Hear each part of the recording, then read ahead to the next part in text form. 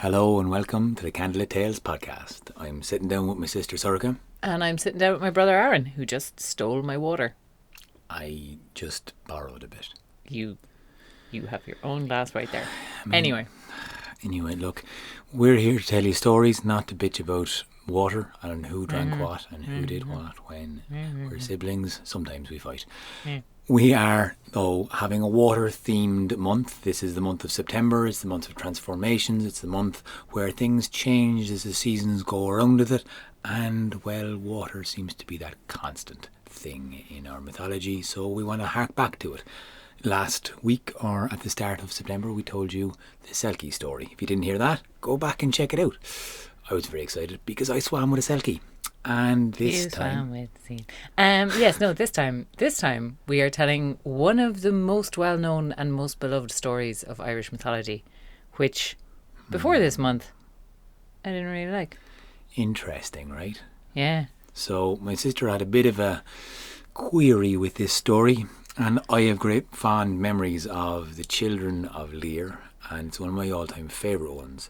And through a lot of conversation and digging and, well, I think soul-searching in her own private quarters, Sorcha came up with the reason why she too loves this story. So, begrudgingly as it might be for her to admit it. Yep, I'm not going to admit it. Anyway, I'm going to tell you the story though, so... Don't admit anything, just tell me a story. Exactly.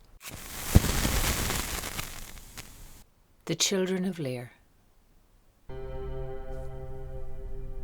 Long, long ago in Ireland, when the Tuatha De Danann reigned this land, there came a time to choose a new high king from among them. All the kings and woman kings, they gathered together in the centre, in Tara, to make that choice. And there were two who stood out among all the rest.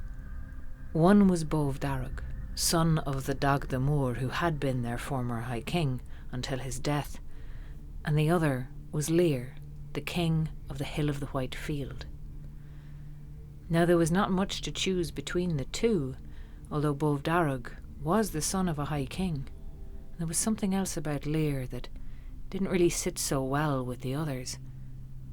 But the reason that they named when they chose Bov Darug to be their king was that he was married and settled, and Lir was not. And that said something about a man. As soon as their choice was made, Lir stood up without a word, walked from that hall and slammed the door behind him, leaving in his wake a silence that was soon filled with angry muttering.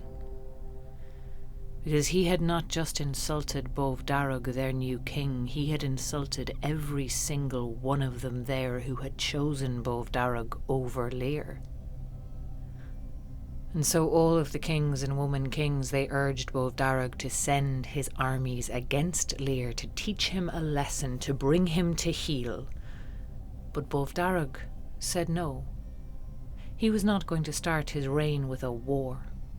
He was going to settle this differently. And it would be far better to bind Lir to him with ties of love and kinship than to go against him and destroy him and wreak great havoc on the land besides.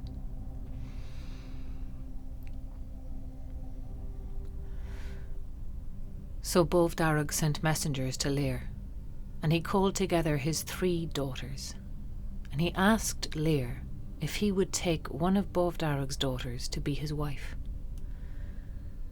There was Eve, there was Anya, and there was Aoife, each as beautiful as the next, each accomplished, each intelligent. And Lir, when he came to see them, could see no difference between them. And so he thought on it, and he chose Eve to be his wife, because she was the eldest, and that seemed to him the proper thing to do. And he did not notice the look of grief that passed across the face of Aoife, middle daughter of Bov Darug. Lir brought Eve home to his hall at the Hill of the White Field, and they were happy together. blissful together, in fact, and there was a softening in Lir that his people remarked on, and they all accounted his wife a very good influence upon him. Their happiness increased when Eve became pregnant, and she bore Lir twins, a boy, Eoth, and a girl, Fionnuala. And they thought their happiness was almost too much to bear when she became pregnant again, but then all that happiness turned to grief in one night, when Eve gave birth to another set of twins, 2 boys this time, and died in childbirth. Lir was devastated at the loss of his wife. He sank into grief, and the only thing that pulled him out of that grief was his children. Fionnuala and Eoth, the 2 elder, Con and Fiachra, the little ones. And he threw himself into his children, into their games, into their songs, into their innocence. And he spent all of his time with his children, caring nothing for anything and anyone else. Now, as time passed, Bov Darug began to worry about Lir, and more importantly, he began to worry about Lir's attitude to him. That tie of love and kinship that had been his daughter Eve was gone now, and he was worried that Lir would take up his old rebellious ways. And so he went to his daughter Aoife, and he asked her if she would go to Lir, be his wife, be mother to her niece and nephews.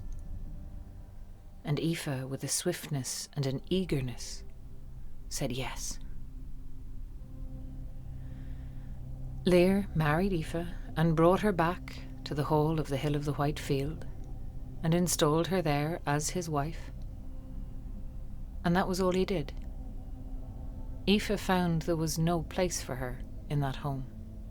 The happiness of Lir and his children left no room for anyone else, not even a stepmother or an aunt.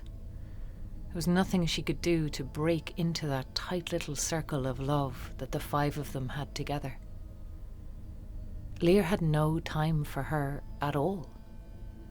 He spent all of his days with his children, and what was more, the 5 of them slept together every night in one big bed. And however big that bed was, there was no room in it for an extra person. No space in it at all for Aoife. And so she found the hall of the Hill of the White Field to be a cold place indeed for her.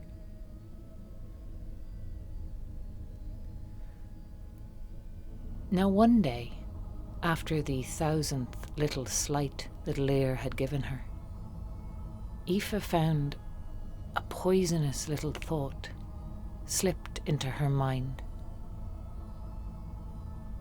If only the children were gone, I'd have Lir all to myself. She pushed that thought away from her in horror. It was a monstrous thought. They were beautiful children. Everyone who met them loved them at once. But as the days went by, that thought, it kept coming up in Aoife's mind. If only the children were gone, I would have Lir all to myself. And every time it arose, she pushed it away from her with greater and greater violence.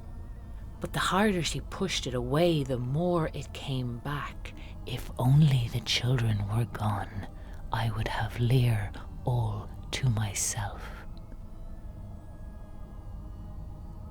Aoife became sick with that thought. She took to her bed. She wrestled with that poisonous thought for a year and a day. But nothing she did could shake it away from her. It did not stop, it always came back. And at the end of a year and a day, she stopped fighting with that thought. And instead, she opened her arms to it and welcomed it in. And when she rose up out of her bed for the first time in a year, she rose up, not just with a thought, but with a plan. Aoife went to Lir and told him that it was high time that she brought the children to meet their grandfather Bov Darug in his house at Tara. It was long past the time when it was proper for him to meet them, and they should be known by the great and the high and the powerful who dwelt there. And Lir could find no argument against that, although he did not want the children to go away. He agreed. Aoife took only her most loyal servants with her in her chariot that day, and as the children were getting into her chariot, Fionnuala balked. She did not want to go with her stepmother. She had to be prodded and persuaded into the back of that chariot.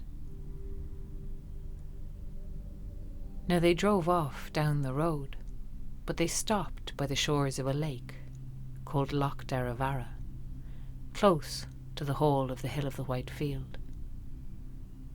The day was sunny and warm, and Aoife told the children to go into the water and swim to cool off. And Fionnuala, suspicious, asked her why she wasn't coming with them. But Aoife said, "Do as you're told." When the 4 children were splashing in the water at their play, Aoife turned to one of her loyal servants. She handed him a knife, and she said to him, "Go and kill the children for me." He was horrified. He refused utterly. But so great was his loyalty to her that he said, "I will not do it, but I will not speak of this madness to anyone else. I will keep your secret for you." So Aoife went down to the shore of the lake. She drew out a hazel wand, and she struck the 4 children with it, and she turned them into swans. As soon as she had done it, she was horrified with herself. What kind of a monstrous thing was this to do to innocent children? But so great had been her rage, and so powerful the feeling that rose up in her, that she could not undo that curse. And so instead she put bounds on it. She left the children their human voices, and she left them their human reason. And she said they would not be swans forever, but would be restored to their human form in time. A great deal of time, because great was the hatred of Aoife when she put that curse upon them. They would spend 300 years there on Loch Derravara, and after that 300 years on the stormy Sea of Moil, and then 300 years on the calm waters of Loch Karrimor. And their own forms would come back to them when a king's daughter from the north married a king's son from the south.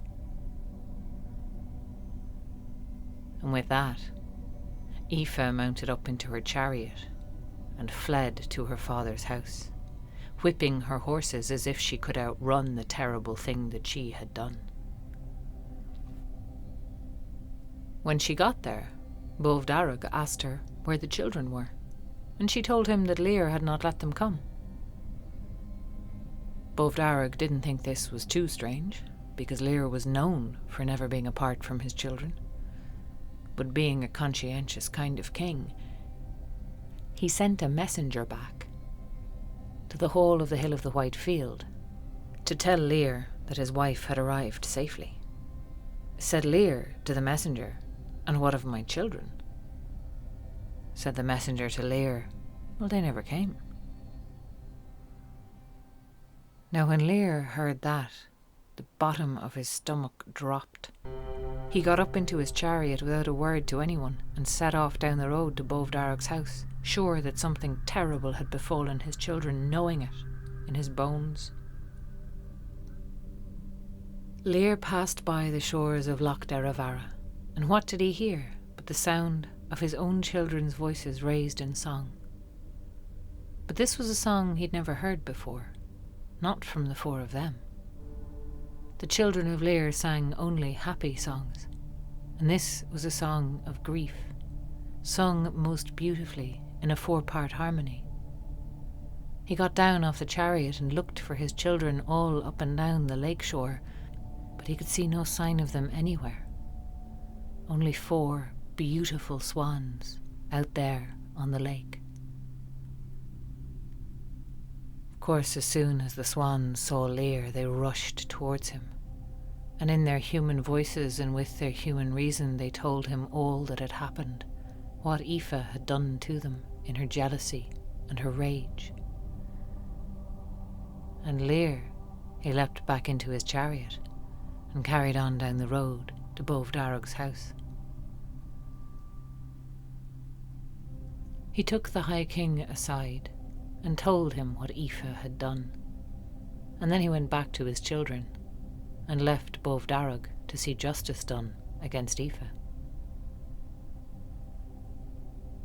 Bov Darrog went to his daughter, and he asked her what to her was the most terrible thing that a human being could be transformed into. Aoife thought on this, and when she answered, she said that for her the most terrible thing to be transformed into would be a demon of the air, with the wind always blowing cold through you, no defence against the ice and snow and rain and hail, always buffeted and blown. And her father took out a hazel wand, struck his daughter with it, and turned her into a demon of the air. She rose up into the sky shrieking, and on windy nights you'll hear her shrieking still. As to Lir, he came back to Loch Derravara, to where his children were, and he brought his whole household down there from the hall of the Hill of the White Field to the shores of the lake. And he spent all day distracting his children from their circumstance, making sure that there were games and entertainments and stories, and all of their friends were there with them. And all day long they lived, a life almost as they would have lived at home. But every night the Children of Lir would go back out onto the waters of the lake, as all of the people, all of their friends, bedded down in tents. And out there on the waters, the 4 of them alone, they would sing a lament for all they had lost. The Tuatha De Danann are a long-lived people, and in this manner 300 years of ease and laughter passed quickly for them. But at the end of those 300 years, the Children of Lir felt a tug at their breastbones, and the 4 of them flapped their heavy wings and rose up out of the water and flew to where they were pulled.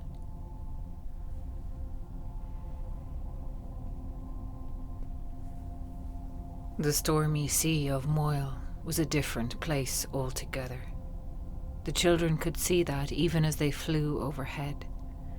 This grey and black expanse of water between Ireland and high-hilled Alban, it was no place for 4 swans. But they were drawn here by the curse, and by the curse they had to stay for 300 years. There was no land, strictly speaking, in that place, but there were some craggy rocks, and Fionnuala found one that was just about big enough for the 4 of them to perch on.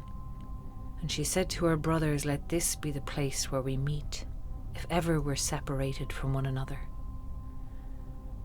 And it was well that she did that, because the storms of winter in that place were vicious. The winds came howling down, funneled between the 2 coastlines, and lashed the sea to peaks. And in the first storm of that winter, it scattered the 4 swans before it. They were battered and blown and buffeted for 3 days and 3 nights. And wrung out and exhausted, Fionnuala at last limped her way back to that one solitary, sad little rock. She could see no sign of her brothers. Everywhere she looked, she could see the white caps of waves. She kept mistaking them for the white feathers of a swan. She kept starting in herself, thinking she could see them. But it was a long time before she did see Aed coming back towards her, bedraggled and exhausted. Her own twin brother, she tucked him in under the feathers of her breast and fluffed them up to warm them both.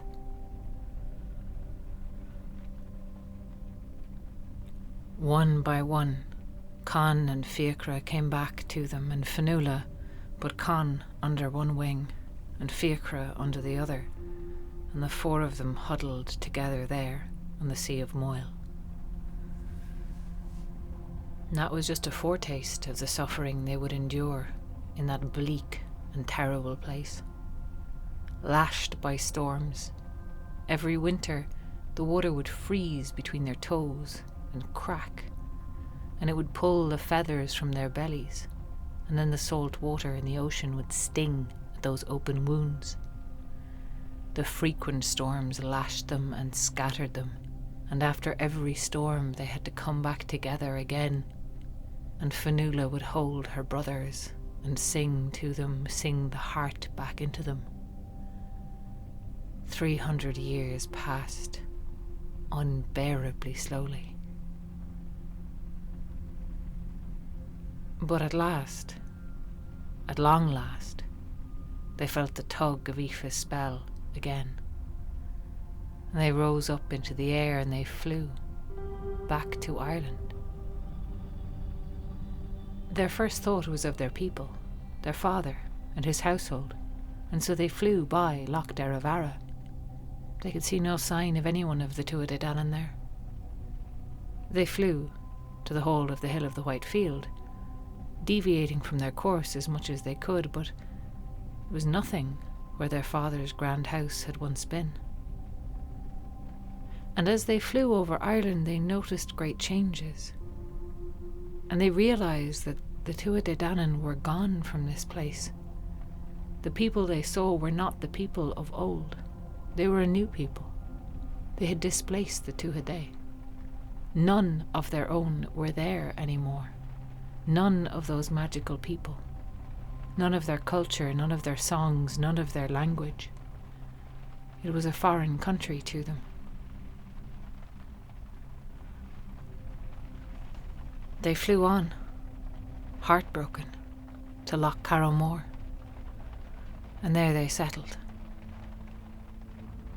Loch Karrimor was an easy and a tranquil place to be, beautiful in its way.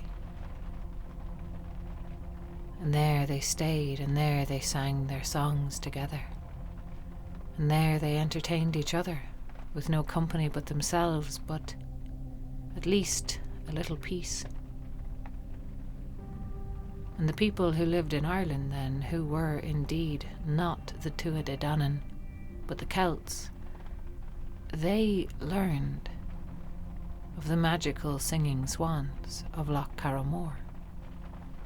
But they gave them a wide berth, having a mistrust of magic and the other world. Though it is from that time, and because of the Children of Lir, that no Irishman will hunt a swan.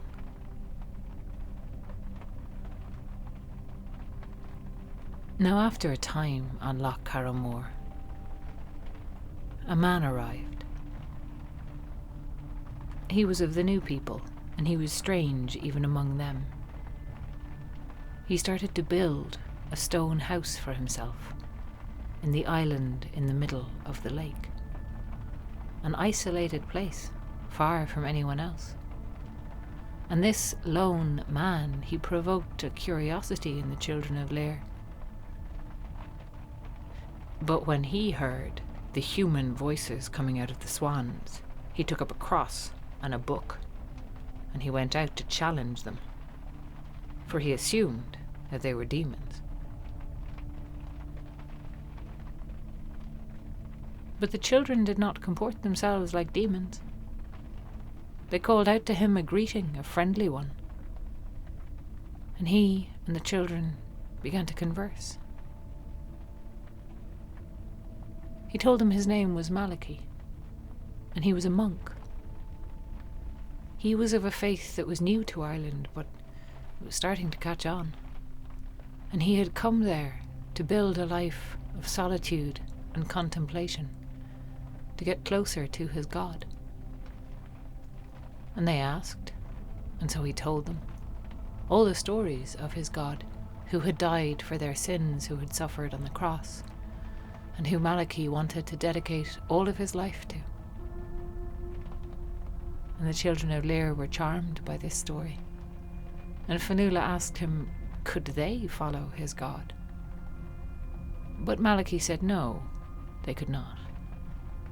No animal could be a Christian, because animals do not have souls. And the children of Lir, though they seemed reasonable, were animals still. Malachy asked them how they came to be in this predicament, and Fionnuala told him. When we were small, it was just me and Aed, and Mommy and Daddy.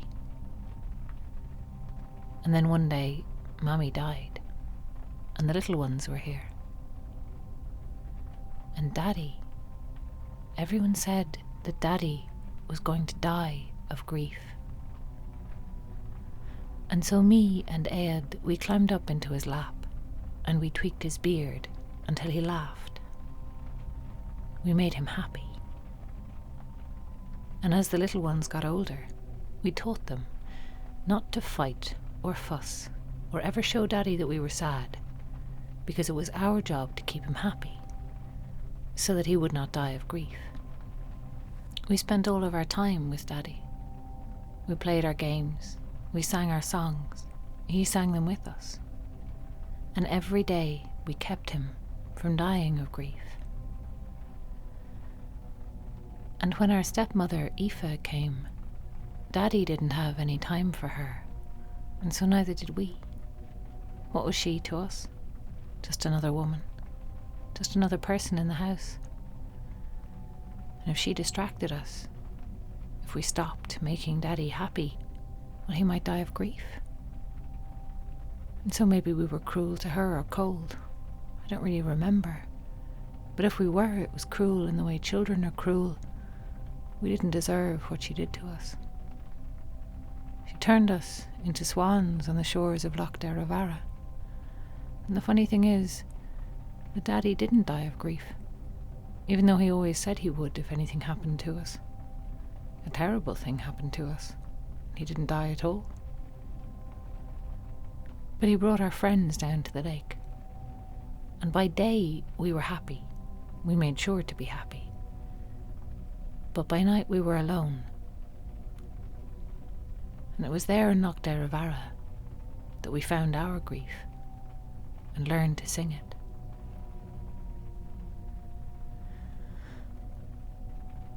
After that, we came to the Sea of Moil, and that was a terrible place, dark and stormy and cruel.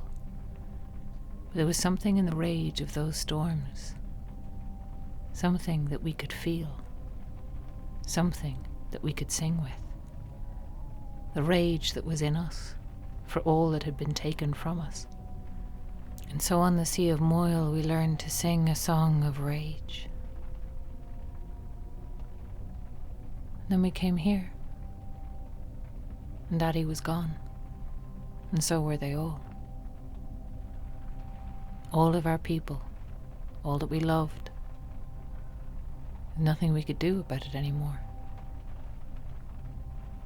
But we've learned here as well, the four of us together, on our own, in this quiet place. We've learned to sing a song of peace. And this is where you find us, Malachy.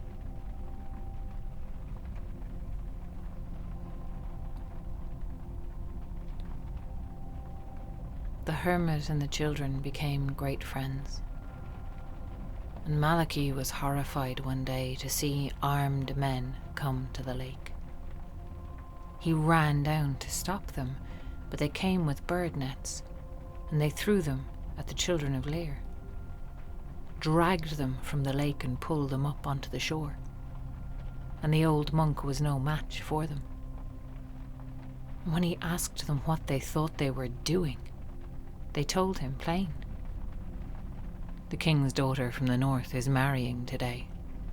She's to wed the king's son from the south, and he wants to give her as her gift on her wedding day the magical singing swans of Loch Karrimor. And so we are sent to capture them. And in that moment, a strange thing happened. The white feathers fell away from the Children of Lir, and instead of 4 swans, the soldiers now grasped 4 ancients. They fled in horror and disgust, but Malachy greeted this development with great joy. The Children of Lir had been restored to their humanity. He brought them inside. He baptized them as they asked him to, and before they died, Fionnuala just had enough time to tell him how they would like to be buried. And according to her wishes, Malachy buried the Children of Lir. The 4 of them in one grave, with Fionnuala in the centre, Con on one side of her, Fiachra on the other, and Aed at her breast.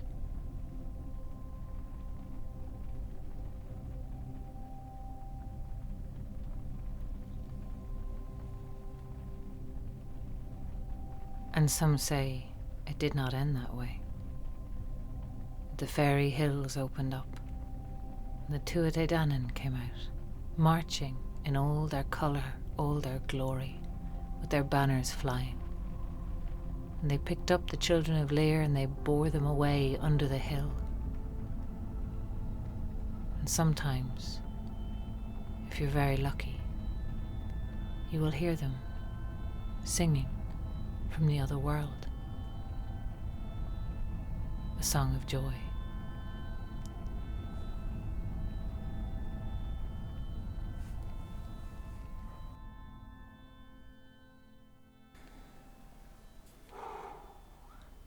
All right. Not exactly a happy ending, is it? It sure isn't. So I love this story. It gets me every time. We told it in the Harbour Bar, just gone on the 4th of September, and the audience was mesmerised in a way that was very special to watch, especially when you were telling the end of that story, because everybody in the room closed their eyes. And I think it's the fact that so many Irish people have a deep connection to this story, have heard it when they were growing up, have a very emotional kind of feeling with it. And it just evokes a lot of loss and despair and that kind of weird happy feeling that you get after being sad. So there's a kind of a lot going on in the cathartic nature of this story as well. And I particularly love it. One of the first times I saw it was in the Opera House in Cork. I saw a dance performance and the music was amazing, and it's stuck with me ever since, really. I think that was Swan Lake. No, it wasn't Swan Lake. I wasn't Swan Lake, Sorcha. I know it wasn't Swan Lake. I went to see the Children of Lir, alright? Okay. Can't tell it. No. I went to see Swan Lake. We're different people, remember that? That's true. You probably weren't born at that point. Different memories. It's very small. You are 6 years older than me. But although I have a very fond memory and attachment to this story, you seem to have had, maybe you don't quite anymore. No, I still do. Okay. Well, please explain I what's still your hang have a up. problem with the Children of Lir, okay? What's your I have problem? many problems with the Children of Lir. Tell me your problem. First of all, it's French. Okay, it's not French. It is a very late story that's actually comes from a continental story. It actually comes from an Indian story. India. Yeah, I can accept Via India. France. Via.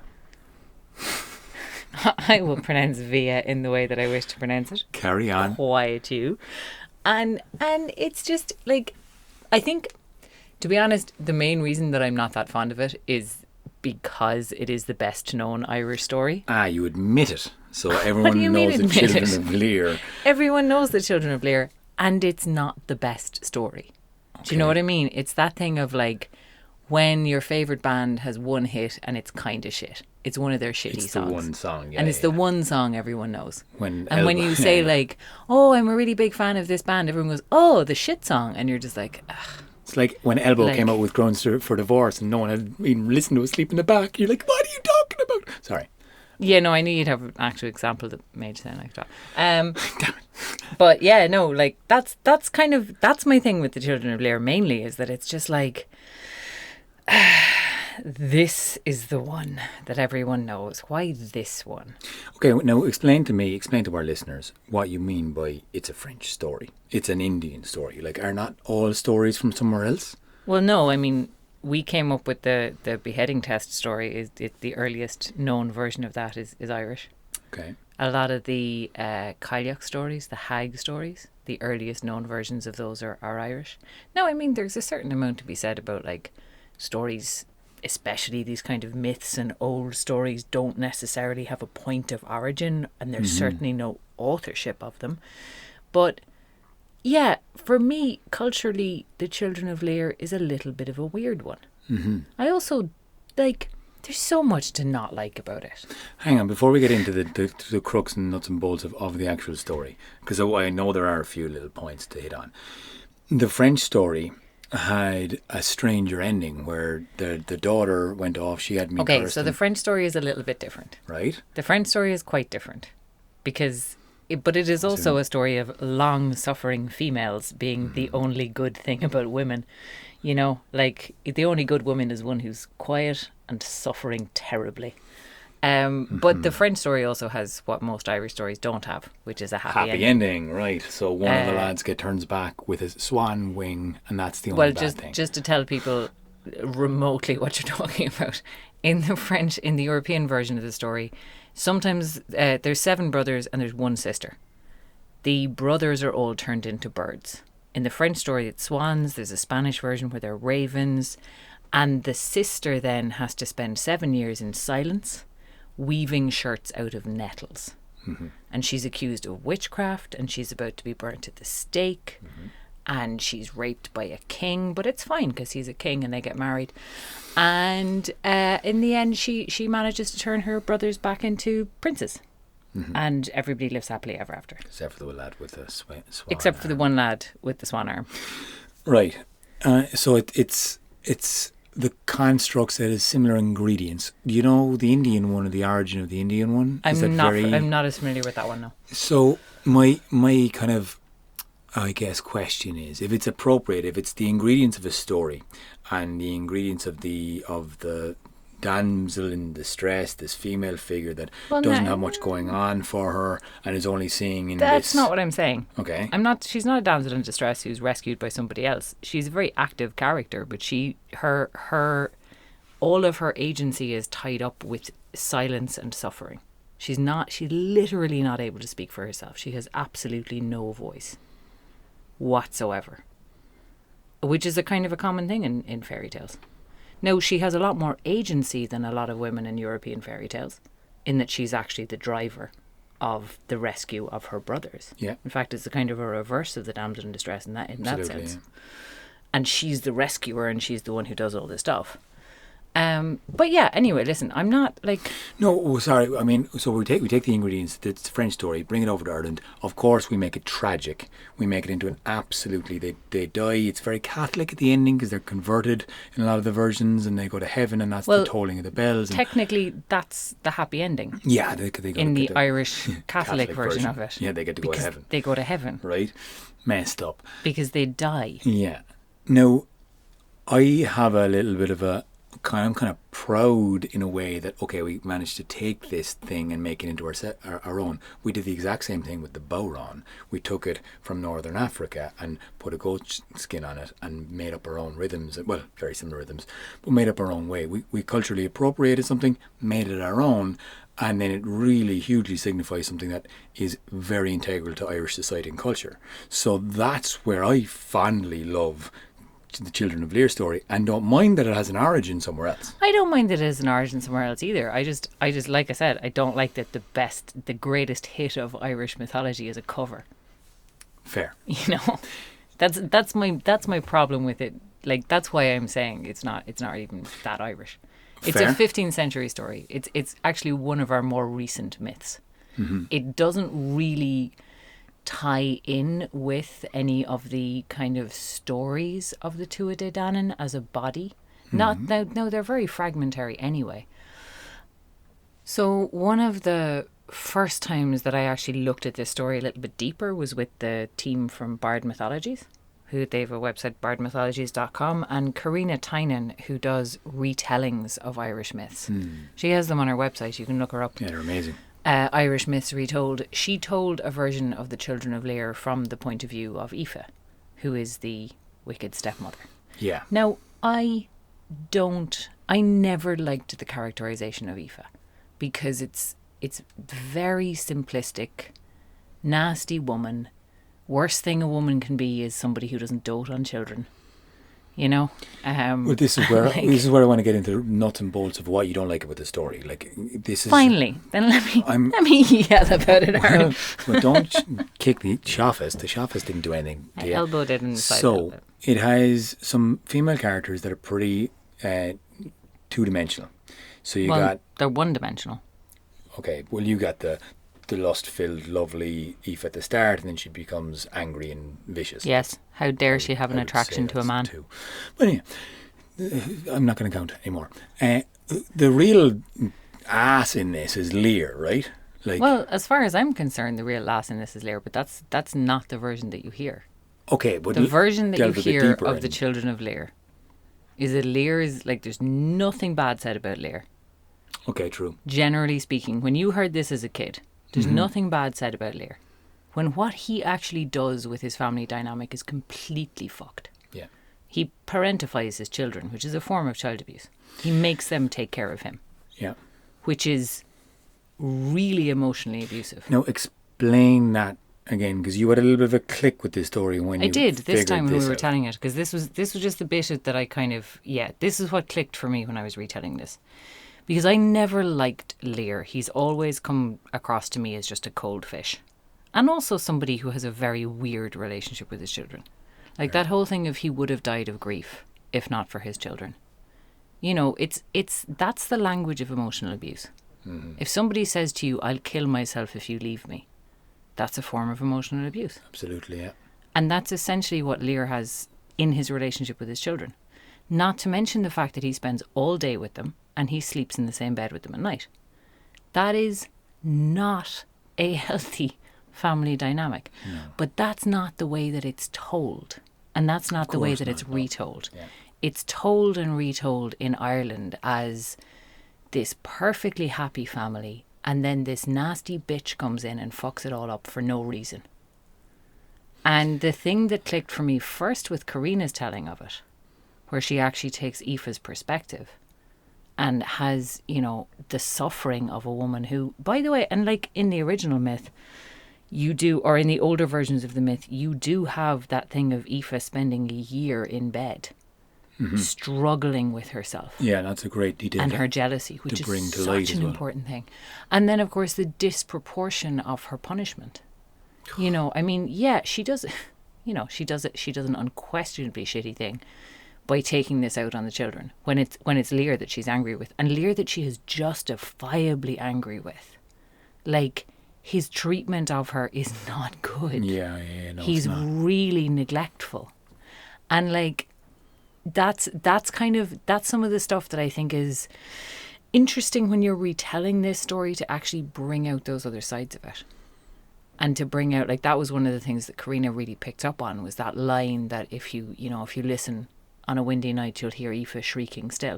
Mm-hmm. Like, the Children of Lir are long in heaven, if that story is true. And she's still and howling. She is still in torment. Yeah, that's pretty disproportionate. And it's such a savage punishment as well. Like, yeah, and in the way that is retold to Irish children, there's no examination of that at all. No, that's true, and it's very much glossed over because there's the fairy tale, the romantic kind of attraction to it is the fact that these kids can stand and withstand this horrible thing by basically being together, and that their love for each other brings them through, and they hold on to their sister Fanula, and that's where you put yourself in their perspective, and you kind of forget about all the rest. You forget about the evil Aoife, you forget about the father that's kind of neglectful, and you kind of forget all that stuff in the story, and you kind of go, Well, okay. he's the opposite of neglectful. He's overly involved. Yeah. But I think that's the other thing that I never really connected with the Children of Lir.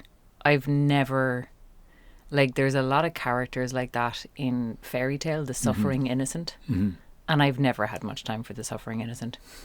Like, fucking leave if you have a problem with, you know what I mean? The whole point is they can't. But I know they're under a curse, and it is a trope in mythology and fairy tale. But it's always one that as a kid I would get annoyed by.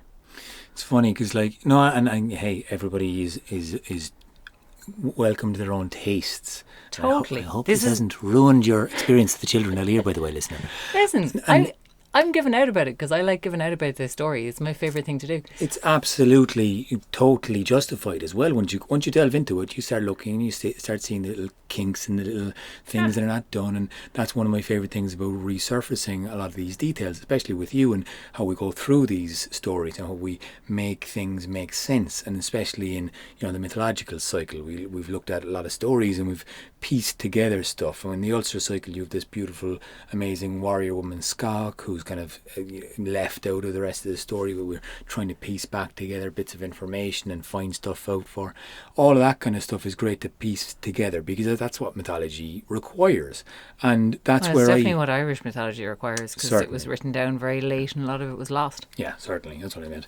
And so that's where I still have this allowance for the numbers of repetitions of the story. They're all slightly different. They're all a bit oversimplistic, a bit romantic-y. Yeah, they paint Lear as a good guy. Yeah, they paint Aoife as an evil witch, but it's simplified, right? And that's like, okay, that's a simplified 5-minute version of that story. I'll take it. Fine. Ronnie Drew was a beautiful retelling up on YouTube. It's like 20 minutes long. And yeah, it's kind of similar tones. There's the problems that you've kind of pointed out there. It's still Ronnie Drew telling a story that I absolutely love because for me, it's the tragedy at the end that brings about this somehow heart-opening experience that stories just do. Like, I get into the feeling of going through that trauma, and for me, the whole reality of the Tuatha De Danann is there because it links in with their power and their prowess and their association and affinity with swans. It makes sense for me. And then this, like, going to the other world aspect, like they either die and they're buried according to the Catholic ending, or the other version is that the hill of Cruachan opens up and a troop of fairy folk come out and drag them away, and they go over to the other world and they're singing still.